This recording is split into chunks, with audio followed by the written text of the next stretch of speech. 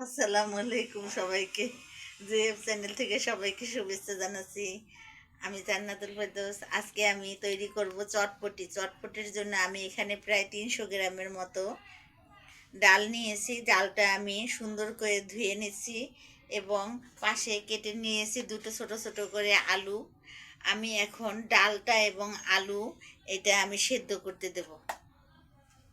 তো এখানে আমি হাঁড়িতে ডাল বসিয়ে দিয়েছি সিদ্ধ হতে এবং ডালের সাথে আমি আলু কুচানোটাও এখানে দিয়ে দিচ্ছি, একসাথে সিদ্ধ হবে।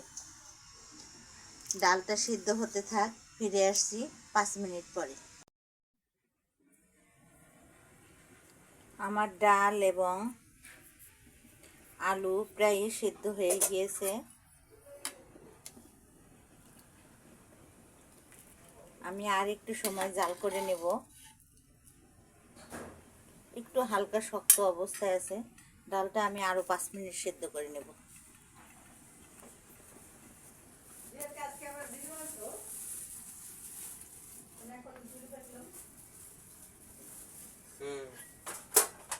আমি এদিকে ফুচকাও ভেজে নিয়েছি।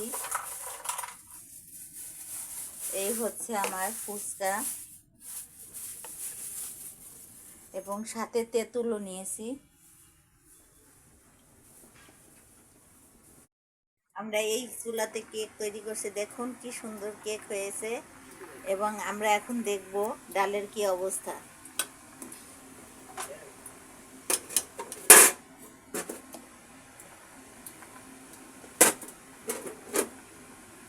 আমাদের ডালটা অনেক সুন্দর সেদ্ধ হয়ে গিয়েছে।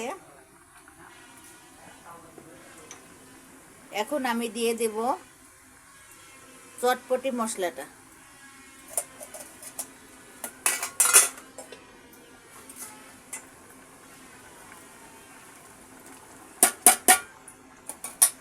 আমি চটপটি মশলাটা দিয়ে দিচ্ছি।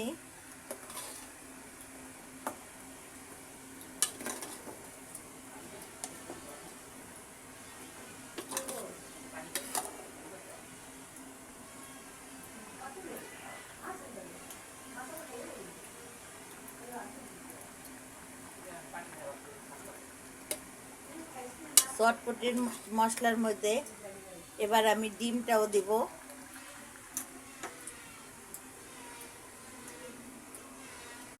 এবার আমি চটপটির মধ্যে ডিম দিয়ে দেব।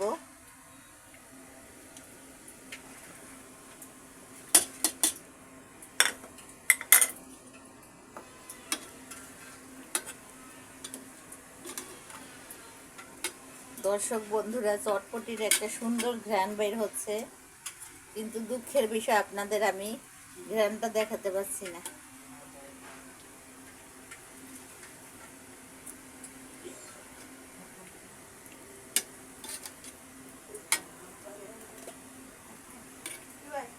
এবার আমি পরিবেশন করব। দর্শক বন্ধুরা, আমি অফ ক্যামেরায় তেঁতুলের টক দিয়েছি।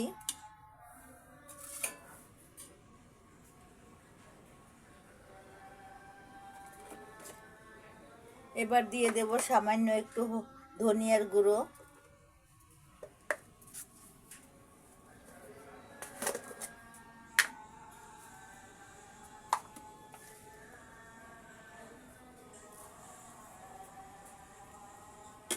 অফ ক্যামেরায় আমি তেঁতুলের টক দিয়েছি, এবার দিয়ে দিলাম একটু ধনিয়া গুঁড়ো।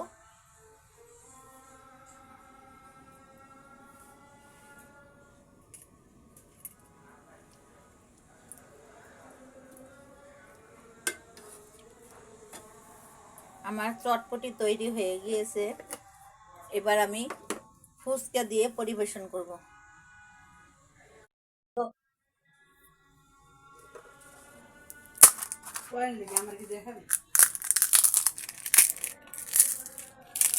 বন্ধুরা, আমি এখানে ফুচকা দিয়ে দিচ্ছি।